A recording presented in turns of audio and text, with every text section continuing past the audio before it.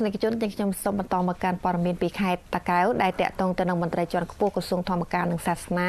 បាននាំយកអំណោយផ្ដល់ជូនបងប្អូនប្រជាពលរដ្ឋ120គ្រួសារនៅស្រុកកោះអណ្ដែតខេត្តតាកែវឯកឧត្តមខណ្ឌខុនអនុរដ្ឋខេត្តតាកែវក្រសួងធម្មការនិងសាសនាបានដឹកនាំក្រុមការងារ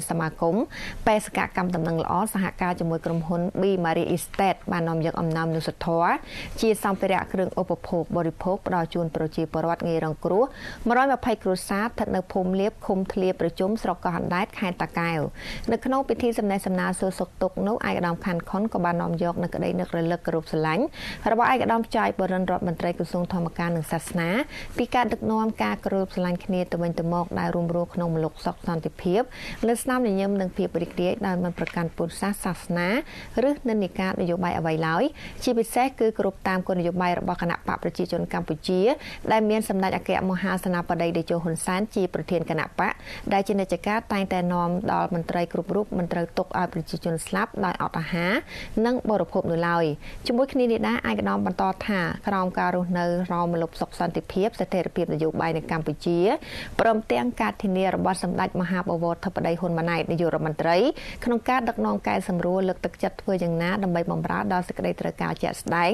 របស់បងប្អូនប្រជាជននៅតាមមូលដ្ឋានហើយក៏ក៏បានណែនាំដល់ប្រជាពលរដ្ឋទាំងអស់ត្រូវគិតគូរពីបញ្ហាការថែទាំសុខភាពដោយបរិភោគទឹកស្អាតនិងសម្អាតបរិស្ថានជុំវិញផ្ទះជៀសវាងការកើតនៃជំងឺគ្រុនចាញ់និងគ្រុនឈាមម្យ៉ាងទៀតត្រូវខិតខំចិញ្ចឹមសត្វនិងបង្កើនការដាំដំណាំចម្រុះផ្សេងៗដើម្បីធ្វើយ៉ាងណាលើកស្ទួយកម្រិតជីវភាពរស់នៅឲ្យបានកាន់តែសមរម្យហើយក៏បានបញ្ជាក់ថាអំណោយទាំងអស់នេះគឺបានមកពីការរួមសហការរបស់គ្រឹះបរិស័ទក្នុងនិងក្រៅប្រទេសបរិច្ចាគចូលរួមជាអធិដ្ឋាននិងចូលជាថវិកាតាមរយៈឯកឧត្តមក្នុងការចុះជួយដល់ប្រជាជនតាមសហគមន៍ដើម្បីជួយដល់ប្រជាជនចាស់ជរាជនពិការជនងាយរងគ្រោះផ្សេងៗដែលប្រជាពលរដ្ឋទទួលបានគ្រឿងឧបភោគបរិភោគ120គ្រួសារ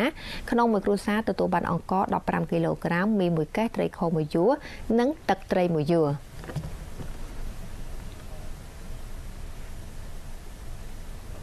ចាអរគុណបាទ